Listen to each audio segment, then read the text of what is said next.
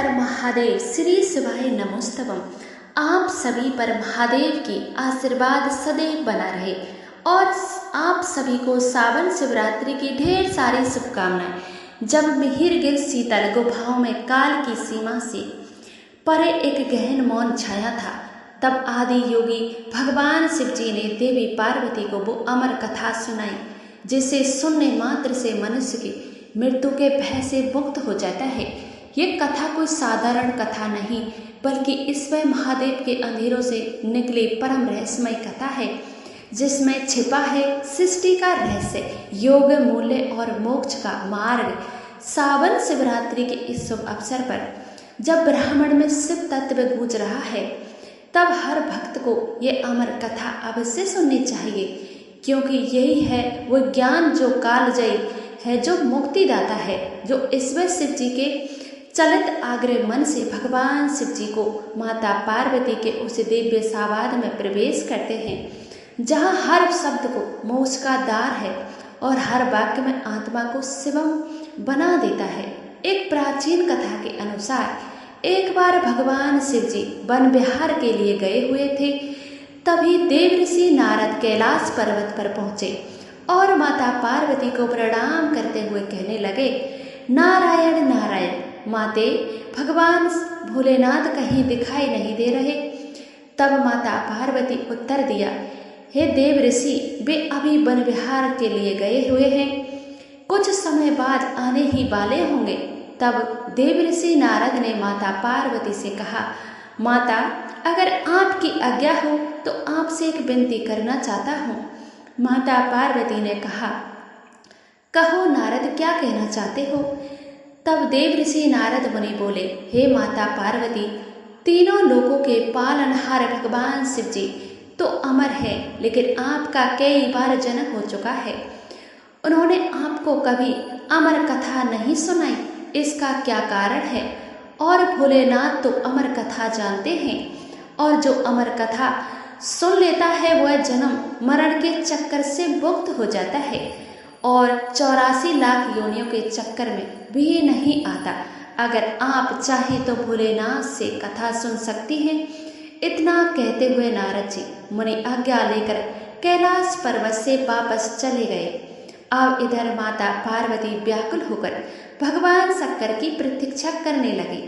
जब भोलेनाथ बिहार से वापस लौट कर आए तो देवी पार्वती ने भगवान शंकर से कहा, स्वामी, आप तो सृष्टि के दाता हो, जगत के भाग्य विधाता हो। आपकी अर्धांगिनी अत्यंत ही कष्ट से व्याकुल हो रही है। तब भगवान शंकर ने माता पार्वती से उनके कष्ट का कारण पूछा।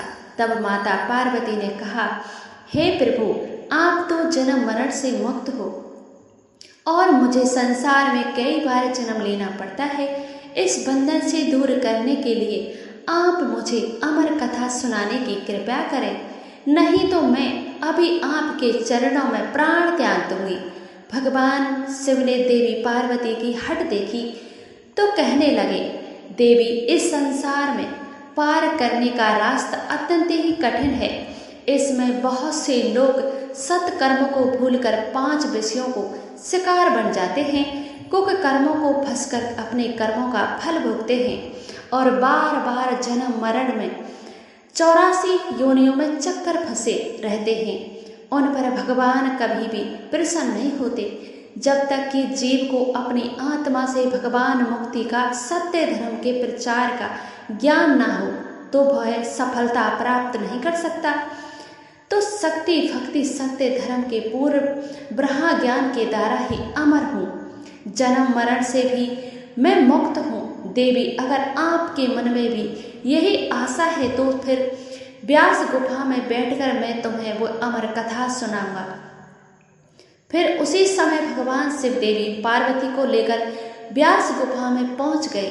जब भगवान शिव जी ने गुफा में आसन लगाया तो उन्होंने अपनी शक्ति का द्वार कागलिन रुद्र नाम का एक गढ़ प्रकट किया और उसे ज्ञाता की गुफाओं के आसपास एक ऐसी अग्नि प्रकट करो कि जिससे अभी भी जीवधारी यहाँ से दूर चले जाए।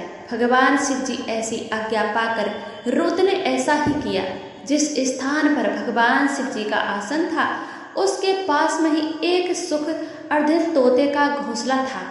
उस घोंसले में एक अंडा पड़ा हुआ था। उस अंडे पर किसी की भी नजर नहीं पड़ी और ना ही रुद्र अग्नि से जल पाई, क्योंकि वह जीवधारी तो अभी भी उत्पन्न ही नहीं हुआ था। परंतु इसके अलावा सब जीवधारी तो मृत्यु को प्राप्त हो गए या फिर वह से दूर चले गए। इसके पश्चात भगवान शिव जी ने नेत्र बंद करके अग्राकृत को देवी पार्वती को अमर कथा सुनाने लगे। अमर कथा की शक्ति के द्वारा उस अंडे से एक जीव प्रकट हो गया और इधर अमर कथा सुनते सुनते देवी पार्वती को निद्रा आ गई। अब देवी पार्वती स्थान पर वह सुख पंछी अमर कथा सुनकर हुकार भरने लगा। अमर कथा जब संपूर्ण हुई तब भगवान शिव जी ने नेत्र खोले और देवी पार्वती से पूछा, क्या आपने अब तक अमर कथा नहीं सुनी? सुन ली, क्या अब भी आपके मन में कोई शंका है? तब देवी पार्वती ने हाथ जोड़कर क्षमा मांगते हुए भगवान शिव जी से कहा, हे प्रभु, मुझे क्षमा कीजिए, मैंने अमर कथा पूरी नहीं सुनी। तब भोलेनाथ ने पूछा, तो फिर हुकार कौन दे रहा था? देवी पार्वती जी ने कहा, मुझे नहीं पता। तब भगवान शिव जी ने इधर उधर देखा तो उन्हें सूची नजर आया तो प्रभु को देखते हुए उड़ गया। भगवान शिव जी ने पंछी को मारने पीछे दौड़े। वह सुख पंछी उड़ता उड़ता तीनों लोगों में गया, परंतु उसे कहीं भी जगह नहीं मिली। उस समय श्री देव व्यास जी धर्मपत्नी अपनी कुटिया के आंगन में सिर पर बालों को सुखाते हुए जमाई ले रही थी। तभी वह सुख पंछी उनके मुख में दार उनके अंदर में प्रवेश कर गया। भोलेनाथ रूप बदलकर वहां पहुंचे और जाकर उन्होंने ऋषि से पत्नी से कहा, देवी लाओ हमारा पंछी वापस करो। ऋषि पत्नी ने कहा, महाराज देख लो, हमारे पास तो कोई भी पंछी नहीं है।